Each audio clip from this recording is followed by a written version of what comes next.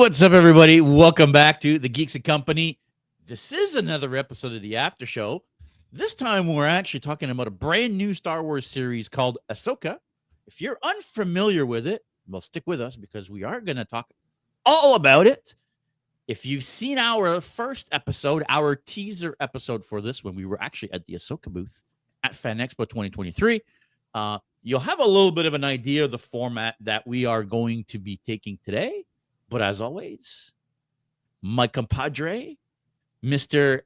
Aka, Messiah Complex Cosplay. How you doing, Jeff? I'm really good. I'm excited to talk about this. As we have discussed before, you and I privately, but we'll let everybody viewing know, JS is intimately familiar with the character and all the backstories. He's watched the Clone Wars, he's watched Rebels, so he is fully engaged in all of the backstory and all of the Easter eggs and everything else. He knows all the characters already that we're seeing here on Ahsoka. I am the exact opposite. I haven't watched any of that stuff.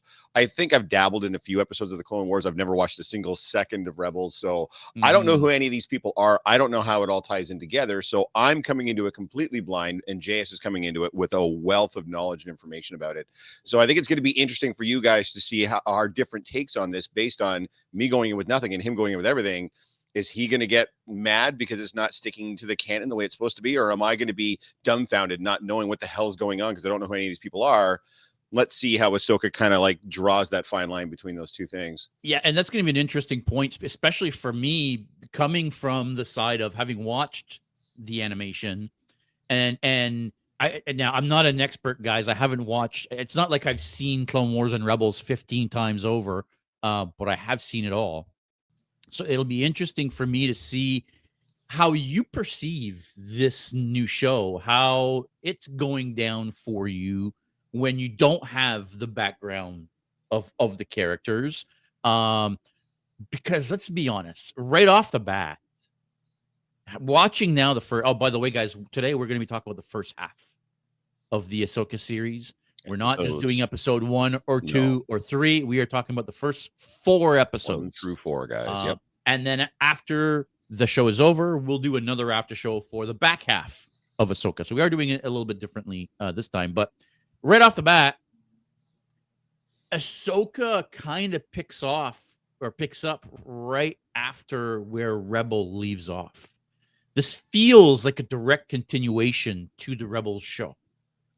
100%. Like it's even the continuation of that same storyline. So not knowing that storyline, I'm not sure how people are going to process this show. And that's a bit of a concern for me because I don't want people to be missing out on what is otherwise a fantastic show so far because they don't understand what's going on because they haven't seen the rest of the stuff, right? You shouldn't have to watch 7 seasons of another show and was it 4 or 5 seasons of a second show before you can now understand what's going on in this one. That's not fair.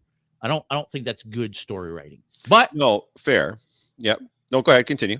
Yeah, but for me, so far, the show has been absolutely fantastic. And episode 4 was just that's what I wanted in an Ahsoka show. Episode 4 I was jumping out fucking chair and like, yeah, let's go. Dude, episode 4 was amazing. Those lightsaber fights were wicked. I want to cosplay Baylan. Everybody's going to want to cosplay Baylan because Ray Stevenson, by the way, rest in peace. Unfortunately, Ray has left us. A criminally underrated actor. He's been wonderful. Even if the material was garbage, Ray was still good in what he was doing. And whether he was playing the heavy like he did in a lot of cases, or he wasn't. And it was like if you saw him on Rome, he was brilliant on Rome as Titus Pulo. He was the Punisher in Punisher Wars. Again, a terrible movie, but he was awesome. He did well in it, and I could have seen him going forward with more Punisher work if that movie hadn't been such a train wreck. But yeah, the gravitas, the barely concealed anger that he's bringing to that role, while still kind of trying to maintain what he's about, which we still don't really know what he's about yet. We know he's not a Jedi because he says flat out in the first episode, "We are no Jedi," but we know he's not a Sith either. So it's. I feel like what we're going to find out is that Baylan and Shin are, well, Shin wasn't there, right? Shin's too young to have been there back in the time of the Jedi. Right. right? So, but he would have been, now the saying or the information that I found online is saying that he would have roughly been about 10 years older than Anakin.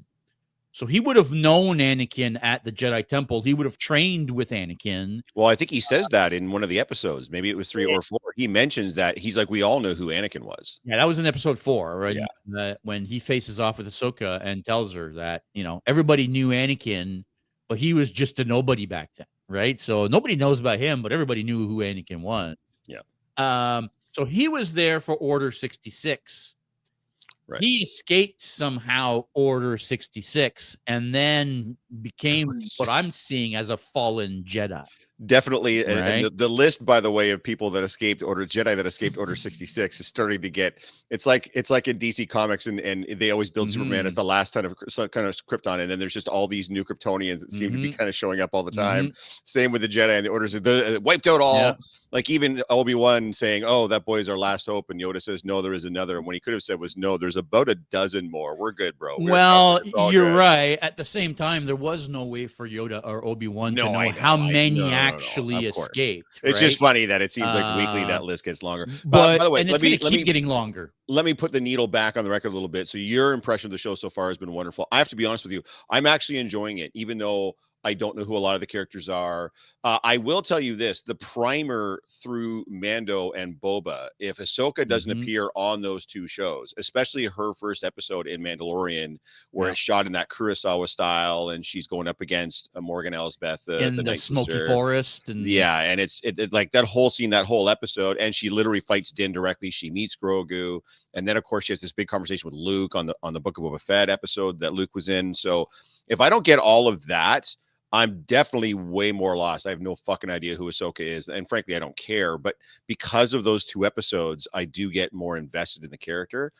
So the only thing I am finding is I think they're doing a good job of introducing these characters to us as though we don't know them. Like I didn't know who Hera Syndulla was. I didn't know who Chopper was. I didn't know who Yang was. Oh, by the way, whoever did it, I'm mad at you because I didn't know Hu Yang was being voiced and had always been voiced by David Tennant. Really? And so for the first, I think 2 episodes, I was just like, oh, that's just a really cool droid. And by the way, no, it's the Doctor, for crying out loud. The VFX on that droid are insane. Yeah, it looks like good. it's there. Like there's never a question where I don't think that droid is there. Yeah. But until someone told me it was Tennant, I didn't realize it was Tennant. And as soon as someone told me it was Tennant's all I can hear when he talks. Now you can't. It has completely yanked me out of that. But I'm digressing. The show is good. The only thing I'm finding I'm not enjoying are some of the more oblique references that are being made, that are clearly being made about talking about so-and-so's master or so-and-so's betrayal or so-and-so's this, so-and-so's that. And if you don't know the lore, because they're kind of just toss away lines, you don't really have any idea what they're talking about. So I don't know, on a show that's being criticized a little bit for being a little bit too slow going and a little bit too pace-wise, a little slow. I understand that you can't, like you said, you can't have a giant exposition dump where they just explain the entire 10 seasons between Clone Wars and Rebels about everything that's happened up until now. But so then they've got to, I guess at the end of the day, they've got to lean one way or the other. Either treat me like I'm a complete noob and explain everything to me and sacrifice some of the pacing for that, or just know that I'm going to be lost on some of this shit unless you find a way to bring it back and explain it to me through an action or through a set piece or whatever. I'm not going to know. I feel like they've done that a little bit. They have, but there's still a bunch of times where I'm just like, who is the master of who the hell are they talking? Why the hell is this Mandalorian now a Padawan, even though she's not force sensitive at all? Why? What's this deal with Sabine? Like, who gives a shit?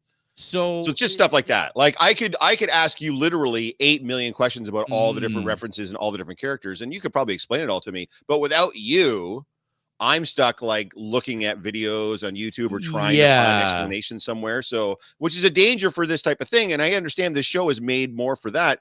That's where the Mandalorian you didn't have to have any kind of background. Because you didn't need a background because it was all new story, right? They just brought you in with a new character, new settings, some old familiar settings, but new characters in them. Whereas this is the exact opposite of that. So as a Filoni fan, I'm glad to hear that you're enjoying it. Has there been anything that's really kind of hold on a minute, that's not right, like it was supposed to be this, or the way that this was displayed is definitely Well, not canonical based on what we knew. Like, has there been any of those moments for you? so no. Well, there's yes and no. There's two things. For one, Morgan Elsbeth being a Night Sister, she doesn't look like a Night Sister. They have a very specific look.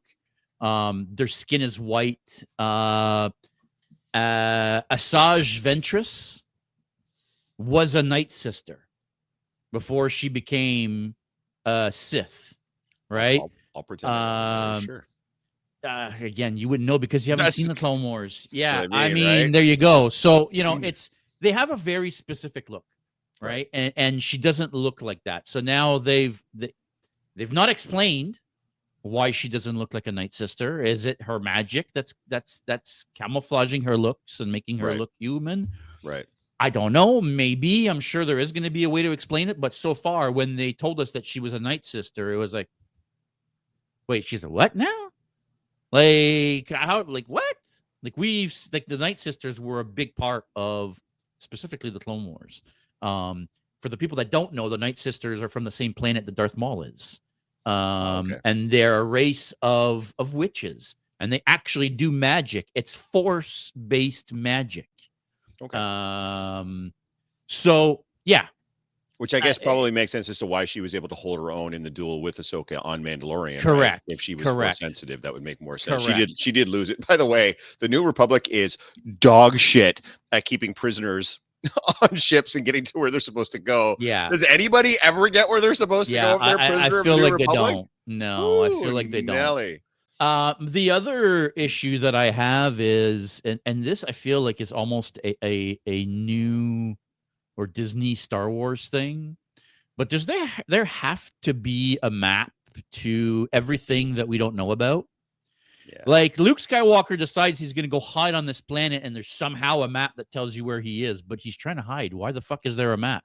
Yeah, and the funny part about that is there's no real allegory historically either. It would be like finding out that, like, I don't know, like Hitler lived, but he left a secret map behind to track him down as to where he is, and only certain people would have access to the map. And like, who would do anything like that? Doesn't make any none of it makes sense. I don't love the map thing either. Yeah, so the map thing to find Thrawn and well, for them it's Ezra, and that he's in another galaxy, and like what? Like where would this map have come from? Like if he's in that especially other galaxy, it was like buried in this temple, this ancient temple of whatever, and you're just like, why is this even a thing? Yeah, I think and I don't know. I think it would have been maybe a little bit better because at one point, I think she says when they're at the temple, she says something like, he's speaking to me through time and space.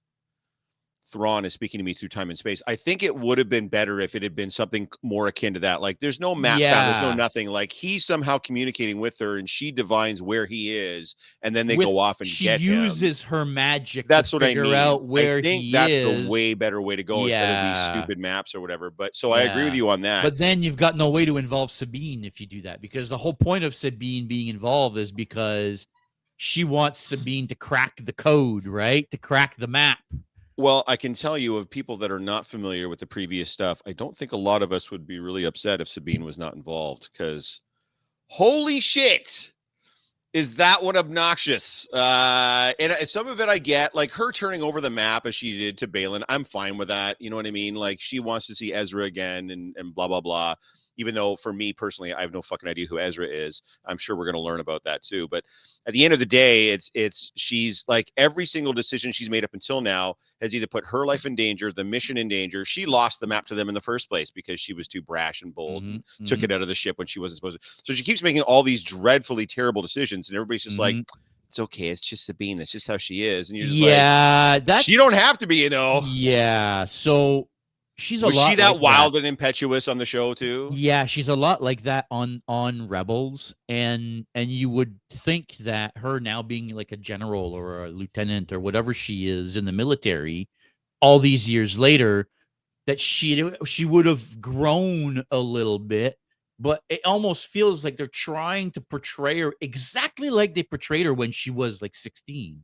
Right. but she's like 30 now. Like, what the fuck? Yeah. Like, To what? be fair, she doesn't look 30. She still looks the actress looks very, very young. And Yeah. obviously, and I think they need to make her somewhat young to if they're going to keep portraying this master apprentice thing Mhm. that's clearly going on with Ahsoka. But on a base level, though, the show is beautiful. Mhm. The effects are flawless. Like the Yeah. effects on this Wow. one might be Yeah. the best one yet. Like Yeah. everything looks great because we're getting a Mhm. lot of like space stuff and Yep. ships and like it's more akin to what I was talking about with Mando. It's more Mhm. like swashbuckling adventures through the galaxy, which I think is when Star Wars is at its best. Like that original trilogy, Mhm. it's literally they're on the Falcon and they're going through like that's what Star Wars is to me is that kind of thing. So it does that extraordinarily well. A lot of the set pieces are amazing. They're cool little nods and throwbacks to previous sets that the same sets were used for. Like Yeah. in the one, they got there, she's taught like I think it's Syndulla is talking to Mon Mothma and that council or whatever, and Mhm. that's the exact same table and setup where Mothma gave them the plans for the Death Star and got the In rebellion the movie. going No, in Return. in return. Yeah. Yeah. So that kind of attention to detail. And I know Filoni's such a giant fucking nerd when it comes to this Mhm. shit. So that kind of stuff I do appreciate because at least I have that level. But it's everything just looks so goddamned beautiful.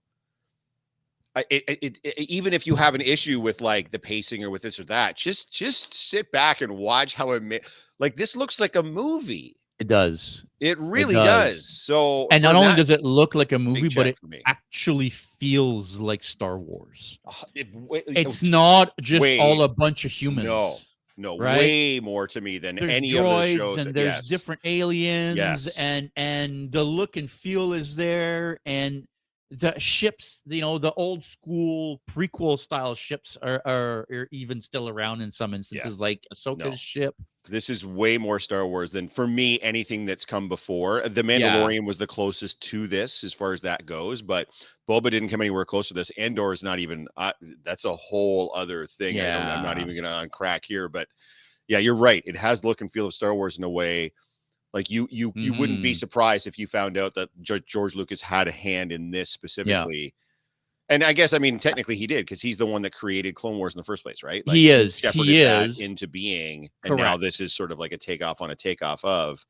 Correct. Did you geek out when you saw Anakin at the end? Because of course for me, I'm just like, like I don't care. Um But did you have like a moment where like, because this is now like, so this is like almost like a between, like this is not Anakin. Like Okay, what so Anakin is yeah, that? so this is what I wanted to get at because I'm sure you have a lot of questions about what's No, I got going a on million, there. but I mean, Um, for one, like, is when she dead? Is she in heaven? Where the fuck is she? so she's in the world between worlds. What the fuck is the world between? So the world between worlds is a concept that was created in Rebels. Ezra somehow falls upon the world between worlds and is able through pathways and doorways to go at any place at any time in all of space and time. Okay. So where Ahsoka was supposed to die at the hands of Vader in season 1 of Rebels, Ezra goes and gets her out of that moment and pulls her out through the world between worlds, and it's why she's still alive, because she technically died at the hands of Vader facing off against, well, Anakin, her old master.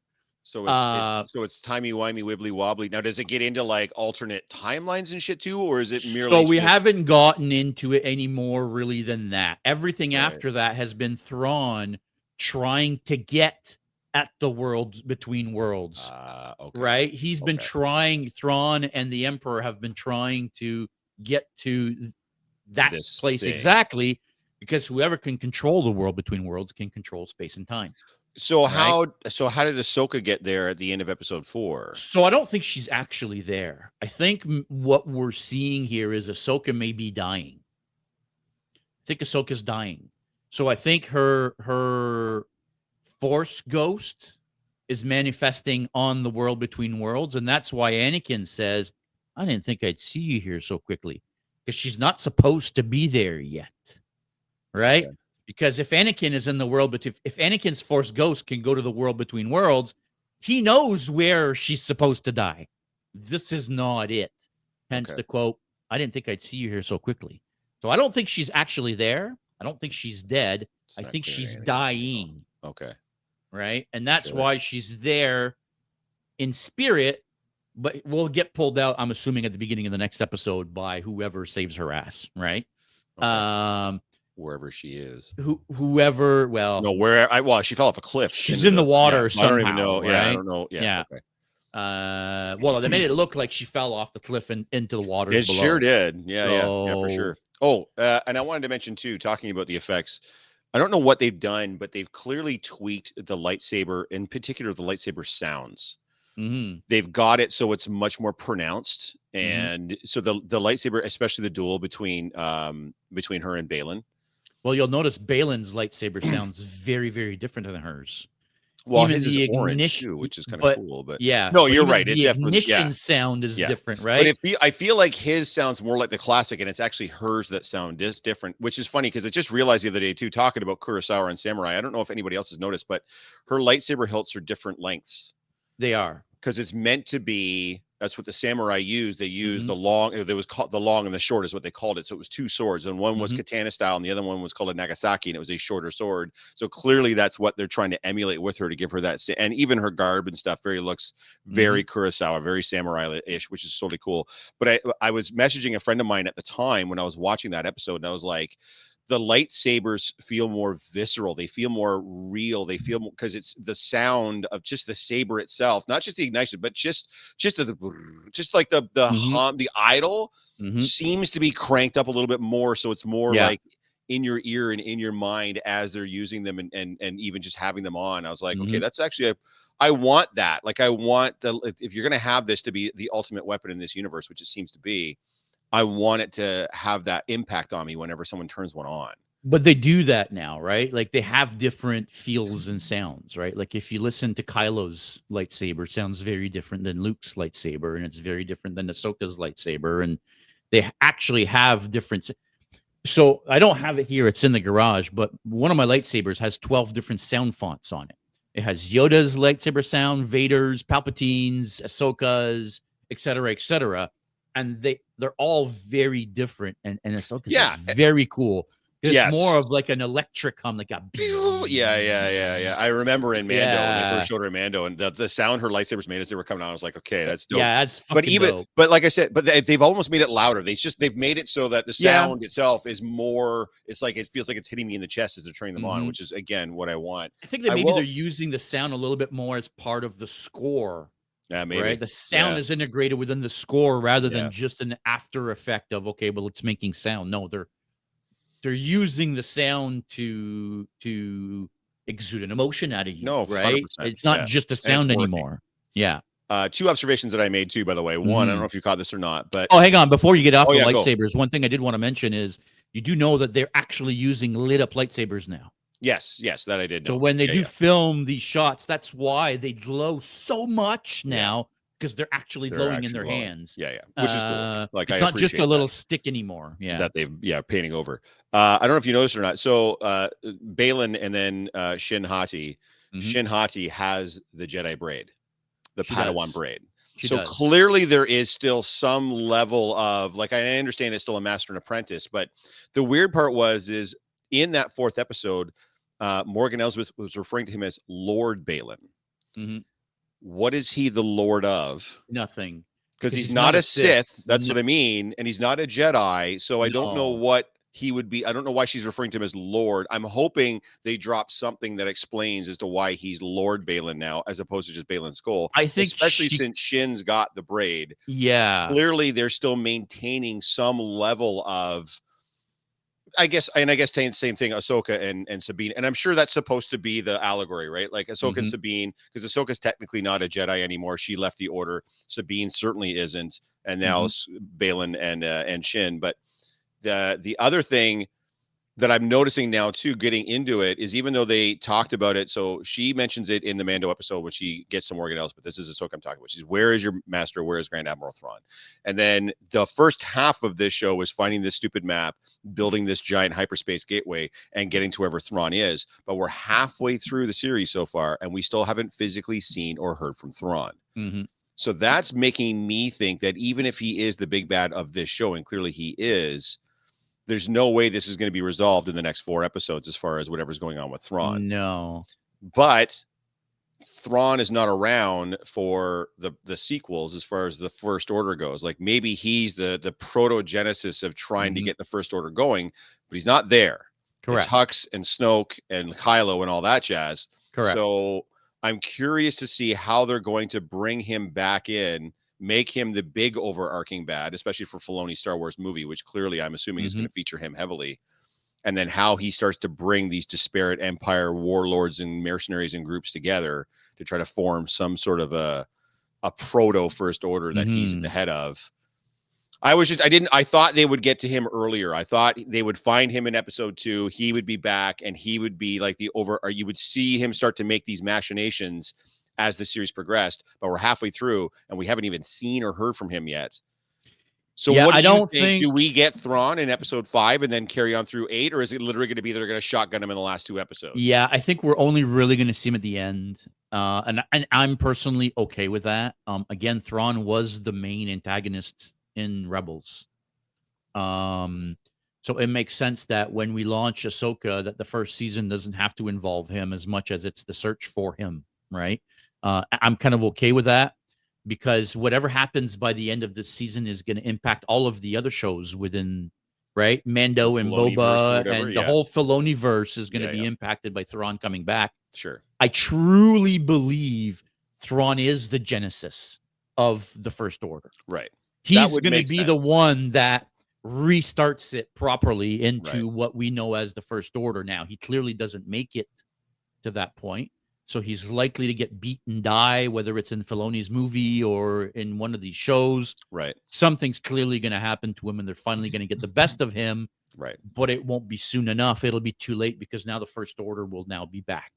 And I think they've done a really good job of showing us how ripe for the pickings the New Republic is. Right, because they're all over the place, these right? Fleets, the ridiculous level of bureaucracy, and they're just entirely too comfortable and cocky. Hey, we won. It's cool, man. Let's just disassemble everything or disassemble everything. And we don't really need to like, oh, there's a backwater plant's in trouble. We're like months backlogged on helping people out. We're just gonna clearly you get someone like Thrawn to come back. And this is where I do have some background knowledge because I never watched Rebels, but Thrawn is based on a series of books, which, by the way, the first book is called Heir to the Empire, and Ahsoka says Thrawn is the heir to the Empire in one of the episodes. So for me personally, I was like, they reference something I actually know because it's from the books. In the books, yes, he was the greatest tactical mastermind that the galaxy had ever seen, let alone the Empire. So I think you're right. I think it stands to reason he's going to be the guy to bring everybody together and get the band back together and get them going and take advantage of the very lax Republic, new Republic. For sure. We've been on for about half an hour now. Are there any specific questions, or are there anything specifically that you were watching and were like, what's going on here? Like, what's happening? There's literally 8 million things. I'm going to keep it more broad in general. Like I was saying before, is as long as the characters get built out, as long as each individual place that's going to be featured gets enough of an exposition that I know where they are and I know what's happening, then I think I'm okay. At the end of the day, I don't know what I'm missing because I don't know what it is. So I don't feel like I'm missing out on stuff because I don't know. Right. I don't know what I don't know. Right. So it's only some of these little oblique references. Like it's going to be very interesting, the conversation between Anakin and Ahsoka in the next episode. If they have an it very well be, it's going to be crazy because I'm probably not going to have a fucking clue of anything that they're talking about. No, because I know most of their relationship was built over Clone Wars. Yeah. Right. Which I haven't watched. So I don't know. I don't know. Yeah. I probably have a million questions, dude. Like, but I'm not. They de-aged Anakin so much in this, but they did not in Obi-Wan. Yeah. Isn't that weird to you that he looks like 20 years old in this, but in Obi-Wan he looked like a 45-year-old, 18-year-old? I think it's the same effect as the Luke at the end of season 2 of Mando, and then the Luke that we got in Book of Boba Fett. Like they got in shit for how dead-eyed Luke looked at the end of Mando. So they were like, oh yeah, well here's the fucking Luke for you. And then he looked flawless. I think they got shit for how old Hayden Christensen looked based on how old he was supposed to be at the time that he was in there with Obi-Wan. And then now they were like, well, we can't have that again. We better de-age him. But I was mentioning he looked like a cartoon. Yeah, the VFX I was talking about being flawless. That's the only piece of VFX that were in this. So I was like, ooh, that's not great. Yeah, he looked like a That's cartoon. not great. So, Yeah. and again, that may lend itself to your theory that she's not really that's not really happening, or that's just part of her consciousness that's there as opposed to her being physically there, Mm-hmm. because she's seeing him as she remembers him as opposed to how he really is. Right. Because he's not a ghost. He's not see-through. He's not No, a force no, ghost. he's like He's there. there. He's standing there Yeah. in his, by the way, Revenge of the Sith and Clone Wars, I'm assuming, outfit. Like Yeah, he's yeah. not, His black and brown outfit. that's right. So I don't know, man. I'm curious to see where it's going to go, but I almost feel bad for you guys because you guys have so much more invested in it, because you have like hundreds of episodes of these animated shows that have led to this moment. So I'm hoping the payoff, the juice is worth the squeeze. Like I'm hoping the payoff is enough for you guys. Okay, so I get what you're saying. We got a little bit of the same thing when Ahsoka faced Vader for the first time. In I believe it was season 1 of Rebels. She faces with Vader, and that's when she figures out that Vader is Anakin, and Right. and she's like, you know, my master really is dead, because Anakin never would have done this kind of stupid shit. Right. Yeah. And they face off, and she basically does to Anakin what Obi-Wan does to Anakin. She slices his helmet open, and you see part of his face behind the helmet. I feel like that scene was taken right from that show. Right. And then they fight, and then they pull us out because they're running away because the whole place is about to blow, and they pull us out. And when the camera pans back, it's only Vader standing, which tells us that she beat Ahsoka and she's dead. Right. And again, it's not till like season 4 or 3 or 4 where Ezra goes back in and actually saves her and brings her back. So we've had that face off before, that them meeting for the first time again, which was... I'm so sorry, dude. So sorry. Let me interrupt you. I mean the show as a whole. I don't mean specifically Ahsoka and Anakin. I just mean I like see. the show as a whole, because you've had all these years of buildup with 2 complete animated series, and now you've got 4 episodes left of what might be just a mini series. This might be like Obi-Wan. You may not get a season 2. This might just be a lead into the Filoni movie, like a lot of the other ones have been a lead in. So I'm just hoping that by the time this is all said and done, you guys can sit back and go, yes, this is the closure I needed. This is what I needed as the next step in this journey, and not like, what the fuck was that? That didn't do it. You know what I mean? That's what I'm hoping for you guys. Because for me, I'm just going to enjoy it. Like, it's just fine. Like, it's just great. I like the show. But so far, dude, I'm nerding out so much over the show. You have no idea. Well, that's good. Like, I'm sitting alone and I'm turning around to tell Jen what's going on and realizing, oh wait, she's not there. You're just annotating the whole thing. Well, okay, so we got what? We got Mandalorian, Book of Boba Fett, Andor, and Ahsoka. Am I missing one? Those are the 4 live action ones, right? And Obi-Wan. And Obi-Wan. So 5 live action. So where do you put Ahsoka thus far ranked, as far like rank those 5 shows for me, if you don't mind? So it's tough because there's only 4 episodes yet. I know. Right? We're only halfway through the season. We may get to the end of the season and be like, oh no, this was fucking bullshit. Yes. But right now, if I had to put right now, it's right up there with season 1 of Mando for me. Yeah. Okay.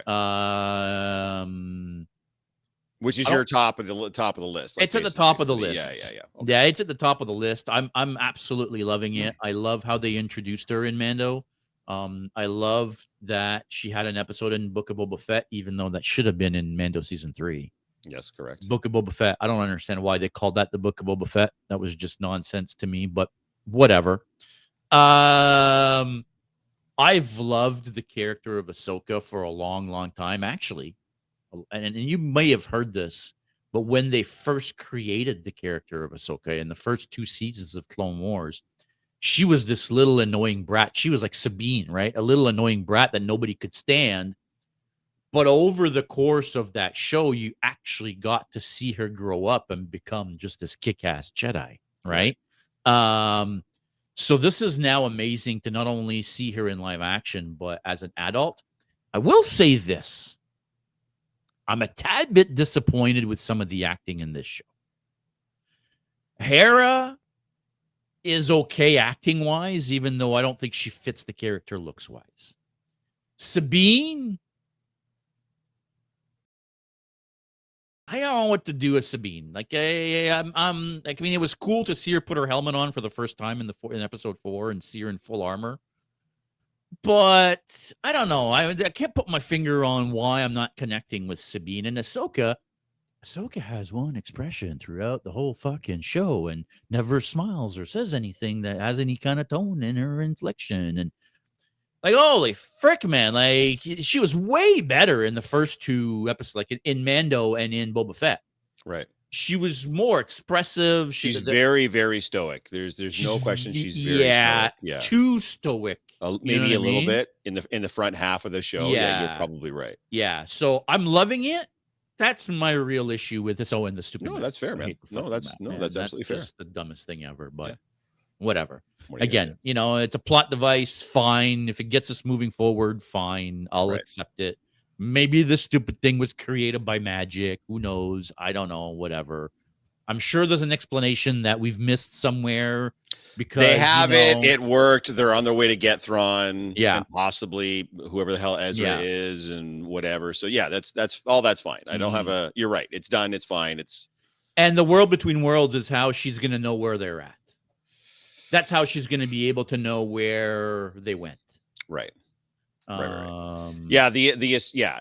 No, for sure. If you can go to any point in time and space with this thing, then I think it's fair to say that when she was talking to Balin and Balin was like, power beyond your wildest dreams. This is what he was talking about. I'm sure. Yeah. You can't in a galaxy where you have to like use hyperspace and regular ships just to get anywhere. If you can just walk into a place and then just step through a whatever and walk out in a completely different time and space, that's power. That's power you can't buy.